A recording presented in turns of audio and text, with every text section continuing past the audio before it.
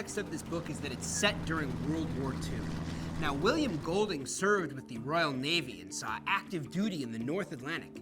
He took part in a battle that sunk the German battleship the Bismarck, and he commanded a rocket-launching ship during the landing at Normandy.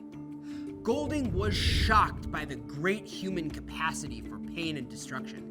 And it wasn't just from the Nazis' treatment of people in concentration camps or Japan's treatment of their prisoners. The Allies' actions concerned him as well.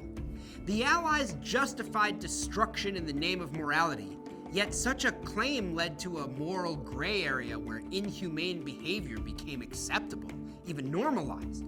The results of these ideas are explored all throughout Lord of the Flies. Jack and his hunters in particular perpetrate evil. While they start with animals, they ultimately kill and even torture human beings.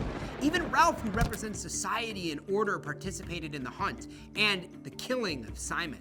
He starts to feel that darkness inside him that ends up overtaking the island. All humans are shown in the text as being capable of doing evil.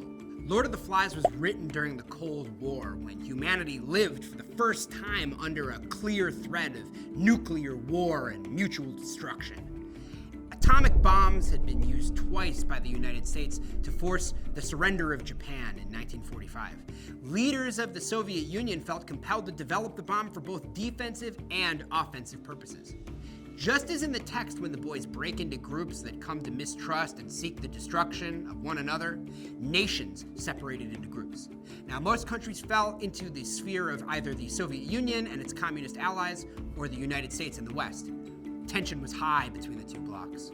The Cold War and its potential for total annihilation, as well as the paranoia between the two sides, is readily apparent in the text.